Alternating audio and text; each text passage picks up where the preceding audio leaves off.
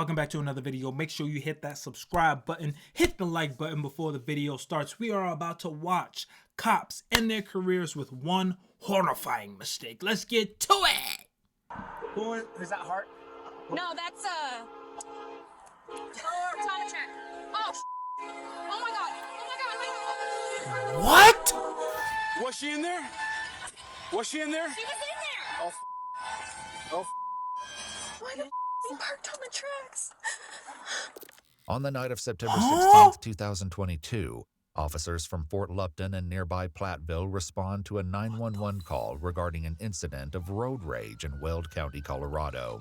The caller claims a woman in a Toyota Tundra has been tailgating and antagonizing him in traffic, and allegedly even pulled a gun on him at one point as they were driving down Highway 85. Harvey still has visual, but the vehicle is starting to pull away. The officers rush to catch up to the woman before this highway altercation can spin out of control. But some officers find it difficult to keep up. D9, I'm pretty far behind the other units. I'm just going to turn around, go back to my jurisdiction. There's a point. That's something 346, one at gunpoint. Bro, there's no point in this. As one officer heads back to the station, two others finally catch up to their suspect. Sergeant Pablo Vasquez of the Platteville Police Department initiates the stop, while Officer Jordan Steinke of the Fort Lupton Police Department is the second one to arrive on scene. Neither of them seem to notice that Vasquez has parked his patrol car in a very dangerous spot. I'm right behind you, Vasquez. I'm going to your passenger side. Driver, let me see your hand. Let me see your hands. Another Fort Lupton police officer arrives on scene to provide backup. Right behind you guys. Dispatch Lupton 346. We're giving commands. Her hands are out the window at this time. Dispatch Lupton 346. She's out of the vehicle. Hands are visible. These bugs. I'll hold you, help him cuff. Yep. Okay. You want to go to his side? Hey. Lift your hands up. Lift your hands up. Okay. Turn around. Turn around. Turn around. Put your hands up higher. I want you to set your phone down at the edge of your truck. On your left. You don't need it. You can leave it on. Come on back. Keep coming back. Keep your hands up. Keep coming back. Keep coming back to the sound of my voice. Keep coming back. Keep coming back. Keep coming back. Keep coming back. Stop right there. Get down on one knee and then the other. I got cuffs. Go ahead. Good? Keep your hands above your head. Don't move. Her shoulders hurting. They weak. What's going on? Huh? Why am I doing We'll explain everything in a second. She acting What stupid. Officer Steinke doesn't realize is that she's about to make a mistake that will change all of their lives forever. Where are you taking me? We're taking you to the car. Come on. Why? What? Do you have anything on you that's going to poke me, stick me, hurt me? No, ma'am, but can I please get my cell phone? We'll get your cell phone in a second. Is there any weapons in the car? Ready? No, ma'am, there's nothing on There's no weapons in the car? Oh, no. Okay. Anybody else in the car? Come on out. Do it now. Ma'am, what's going on? I'll tell you in a second. Take a seat. I'm so confused. Can I get Take a my seat. cell phone? I will get your cell phone for you. Take a seat. Could you please bring my cell phone? Nope. Officer Steinke closes the door on the suspect, but somehow neither she nor Sergeant Vasquez noticed that the patrol car was parked in a compromising position. It took her a long time to pull over. I got a holster right here in the passenger seat. Okay. It took her a very long time to pull over. I'm going Did you to... see your toss anything? I she could have because it took her a long time to pull over. Okay. I'm going to put my rifle away and I'll come back. How are all three of them so socially unaware of where that vehicle is parked? I know as they're walking over the train tracks, especially the woman who just put, the officer who put that woman in the car, I know her boot hit the metal part of the train tracks. I know she feels it. I know they know where they are.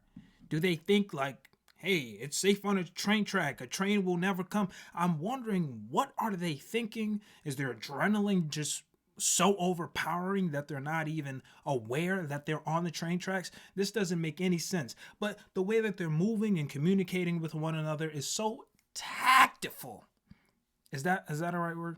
So tactful and so great that I don't understand how all three of them don't realize that they are on train tracks, and they just put that woman in a car on the train tracks. Nope. Sergeant Vasquez and Officer Steinke continue the vehicle search, noticing only too late the sound of approaching disaster. Toss it out the window? She could have out that window, but who is that? Hart? No, that's Time check. Oh, oh my god. Oh my god.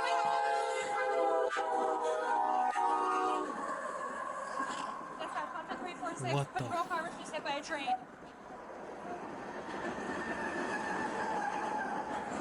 Negative. I think we're all okay. Go ahead and get private started here, though. The officers know they've witnessed the destruction of the Platteville patrol car, but it takes a moment for them to realize the true nature of this disaster. How? Are you okay? Was she in there?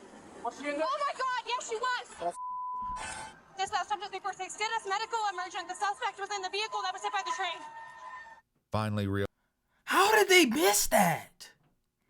You know, before a train comes down, it goes ding, ding, ding, ding. And those are like the little, the little blockers that come down to keep cars from getting in the way. It goes ding, ding, ding, ding. So they missed that sign at first. And then you hear a train, huh, huh, huh. And they're just talking over it. A car and blah, blah, blah. How were they this unaware of what's going on? And then they're asking the officer, are you okay? Are you okay? The train has already demolished the car and everything that's in its way. And are you okay? Are you okay? If the suspect wasn't in the car, the suspect could have left because they're not even aware of what's going on. She's asking the other officer if he's okay when the car with the suspect in it just got hit, destroyed, and demolished by a train. How are they that lost? realizing that their mistake tonight has led to tragic consequences, the officers rush down the tracks to see if there's any chance that the woman in their custody has survived. What the? Watch the fence. Ain't no way. Ma'am, can you hear me? No. Injured party in my unit. She's bleeding from the head. Well, just confirm, is the bleeding serious? Yes. Very serious. Copy. Is she conscious? No.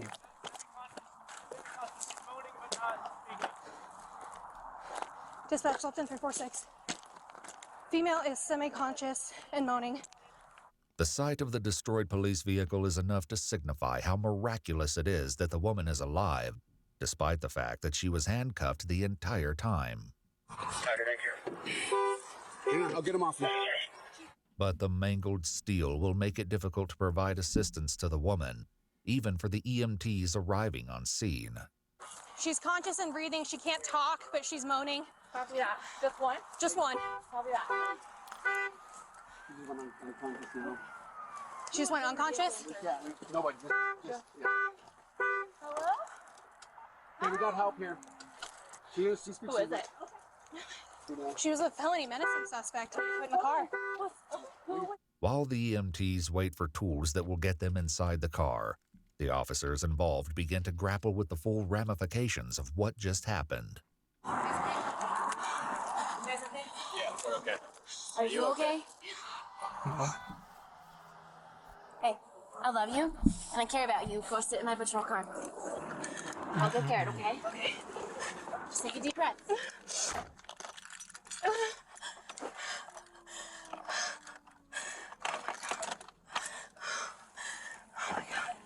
It's all y'all fault, not just her As fault. Officer Steinke processes the horror of the last 10 minutes, a Platteville officer goes to speak to the other individuals involved in the crash. Are you the conductor? Yes, sir. All right, are you okay? Yeah. You surprised, huh? Yeah. Even responding to this, I'm a little shooken up. We seen the lights when they were coming up, so we thought they were on the road until we turned the corner, and then our lights hit you, hit the cars. Yeah, and then we put it in emergency, but yeah, we're going 50 miles an hour with 1,000 tons. Yeah. Wow. It was just an empty vehicle we hit, right? No. I think the suspect, the lady, she was in the back. I think she's okay. She's not. While the woman is alive, however, it remains to be seen if she's actually okay. Firefighters with heavy tools arrive on the scene to get her out of the vehicle while Officer Steinke rejoins the effort. I'm okay. I'm okay. I'm fine. Here. She's still conscious? I don't know.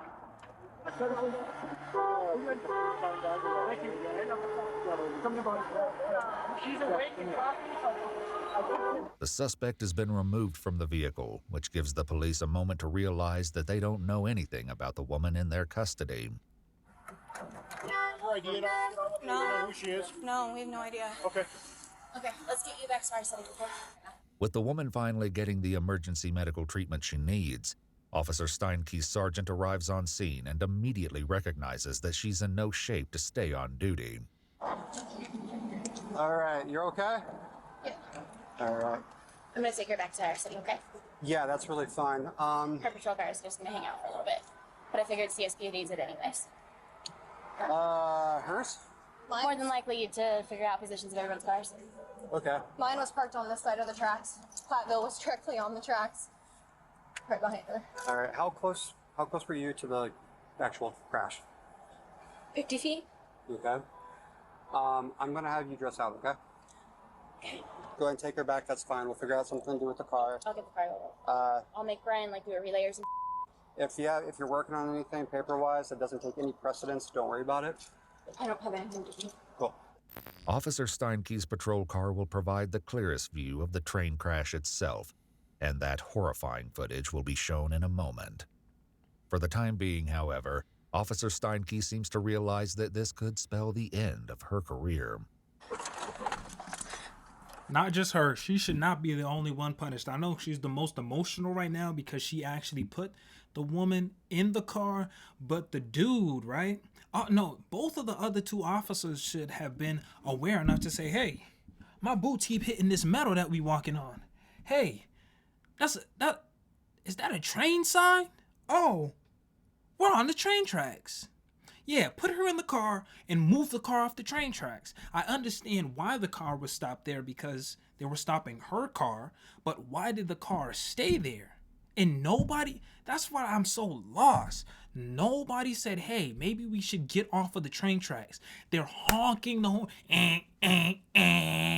You know when the freaking carbon monoxide alarm keeps going off, that deet, deet, in your house? That's annoying. That's enough for me. How are y'all in this situation and y'all hear this train honking the dang horn of a train? That's so loud. You can hear a train horn miles away from where the train is, and they're just ignoring it.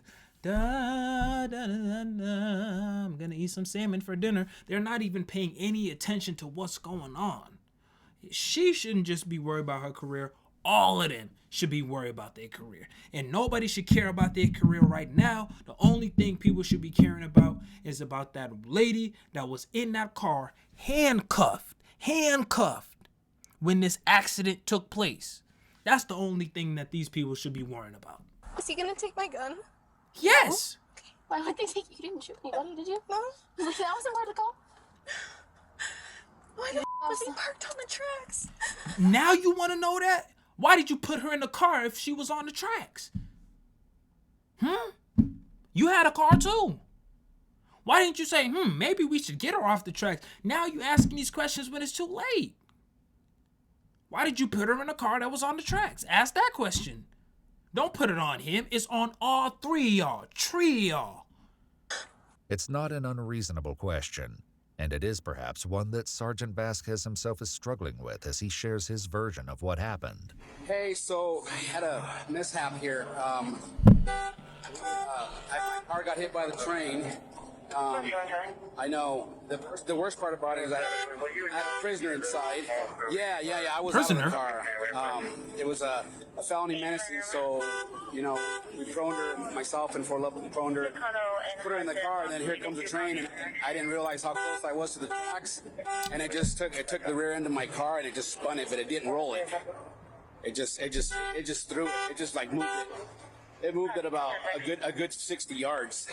If Sergeant Vasquez is downplaying the extraordinary destruction of his vehicle, he also seems to distance himself from the mistakes made here tonight. Right. We cuffed her, and I didn't think the Lupton officer was going to put her in my car. I just didn't. And she did. She put her in my car. So she put her in your car? Yes, and Kingsburg 622, copy a welfare check 500. I'm still concentrating. So then now once she's... Well, I didn't know she was in my car because I remember when the train hit, I said, was she in my car? And she said, oh my God, she was. You know, the one good thing is the female officer put her... That's my chief calling me. Put her on the wrong side, which was saving grace. Because if she would have put her where the prisoners go on the passenger side, okay. So she put them over there, okay. As insignificant as it may seem in light of the train crash, the police on scene still have an alleged incident to investigate, and they finally managed to identify the woman they pulled over. Right now, I just need to find out who she is so we can deal with that aspect of it. You hear that? No, I didn't hear that. Look around over there in the door. Okay. That's her. TSA, Federal Emergency Response Official. The woman in their custody is 20-year-old Ureni Rios-Gonzalez, a wife and mother who works for the Transportation Security Administration. There's your gun. The officers find the firearm, but the priority tonight has shifted dramatically, even with the discovery. So she was on this side? Yeah. She was placed on this side and stayed on this side. I do not know if she was put in a seatbelt. It doesn't look like it. What? The circumstances of tonight's crash are deadly serious by any standard, though one can't tell by the conversations at the scene. I'm just glad the officer was in there. Came from the funeral today. I was like, oh. Oh, yeah, that was for that. Like, oh my God. We want to start off the newscast with some breaking news tonight. Just got this video in. I wonder if my dad saw it. If he wants Is that something that they really say? I'm just glad it wasn't an officer in there. Now I'm glad that lady's gonna be okay. Are these people heartless? What is he talking about? I'm just glad it wasn't an officer in there, and they're referring to her as a prisoner. What? These people are sick. The lady put her in the car, didn't even put her in the seatbelt. Is that normal? These people are heartless. That officer trying to downplay it, well, I didn't know I was that close to the tracks. I thought I was a little bit off. It just pushed her 60 yards. What? If it just pushed her 60 yards, get in your car and drive it. Drive your car home. Drive your car home. Drive it. Yep, get in that police car. You drive it if it just pushed it 60 yards. These people are heartless. Watching 10 o'clock news? He might have. Yep. Well, I mean, she did get hit by a train. Yeah. Now she'll be like, man, it feels like I got hit by a train. I mean, you could say that. Now she knows what it feels like. Are these people laughing? But when the conversations turn to Ureni specifically, the officers seem to at least believe that she'll be okay. Your vehicle is part of the crash scene. Correct. Same with Jordan's. So just don't move it. Keep your dash cam rolling. Okay. We'll keep their deal going. But unfortunately, even if a double twister tornado runs through town, ripping up babies, yeah, you're stuck here. How bad did this custody look? Like physically, she didn't look like there was any broken bones, anything. She looked like she hit her head. I thought I cleared the tracks. Cap. But well, I think she's gonna be all right. Yeah, How? I heard a little bit from EMS, and it might. The fact that she was awake and I think she'll live, but I think she's gonna have a hard time. I hope. Then I'll feel really bad. The Colorado Bureau of Investigation would later classify Ureni as having suffered serious bodily injuries from the crash. And Ureni's lawyer would tell the media that his client lost teeth, suffered a broken arm, multiple broken ribs, and a traumatic brain injury. Her mother would start a GoFundMe page to raise funds for the expenses. Soon the Colorado Bureau of Investigation arrives on scene to handle the crash inquiry, and their agents see the devastation for the first time. Can you imagine sitting in that car with your hands tied behind your back? Seeing a train coming? Seeing a train coming? No. That's terrifying. Despite the extraordinary circumstances, however, there are still 2 separate investigations to conduct. I want to probably interview her as a victim of this part, and you're going to be interviewing her as a suspect on the other part, so we may want to do that separately, actually. Okay. Yeah, she might not remember anything. She may not. Yeah. She very well may not, and it may be something where she starts remembering later on. Yeah. Yeah. But I might call and check on her tomorrow and see if they'll see what it sounds like. Whatever Ureni may or may not remember, however, will be left a mystery for the time being, as the police realize the next day when they pay a visit to the hospital. So she was awake and alert earlier and declined talking to anybody right now. Okay, can I hear that from her though? Because I kind of need to know, like, personally from her. No. Yeah, you can. You can stand over the door. So you can wake up, and there's somebody there that wants to talk to you. I can say what you told me earlier that you don't want to talk with them. Leave her alone. Can I talk right now? Okay. Thank you. Later, Ureni's lawyer would inform police that his client would not be speaking to law enforcement about the incident. Her lawyers would also claim that the man involved in the road rage incident was brake-checking Ureni in traffic, and their client was, quote, afraid for her life. To the investigators on scene that night, however, the focus is on the train crash.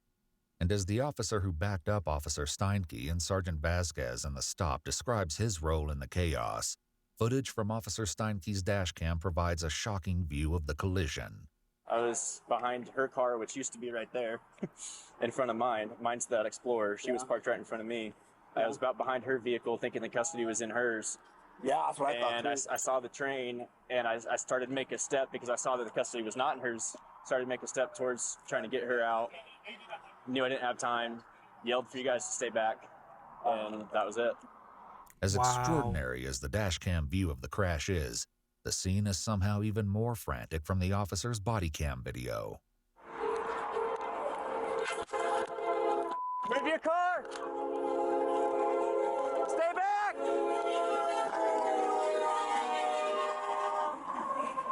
Officer Jordan Steinke was found guilty of reckless endangerment and third-degree assault charges in July 2023 and sentenced to 30 months probation and 100 hours of community service. Sergeant Pablo Vasquez pleaded guilty to reckless endangerment and received a sentence of 1 year of unsupervised probation. Both officers were fired from their respective departments. While reports claim that Ureni will battle with the physical and emotional impacts of the collision for the rest of her life, she doesn't seem to have lost her sense of humor. According to court documents, Ureni Rios-Gonzalez won an $8.5 million settlement from the cities of Fort Lupton and... Wow, she got $8.5 million to go through such a traumatic and dangerous situation. I'm glad those officers were punished. This was a horrific incident. Those officers did an awful job that night.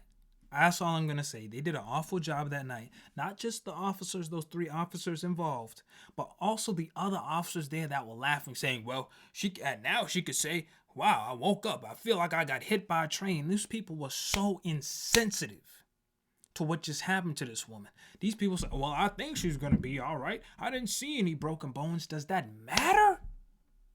Does it matter? She got brain damage. Brain damage. What are y'all talking about? But guys, let me know down below in the comments, do you think that these officers were properly disciplined for their involvement in this incident? If not, let me know down below your thoughts in the comments. Make sure you hit the subscribe button, hit that like button. I'm out of here, guys. Peace.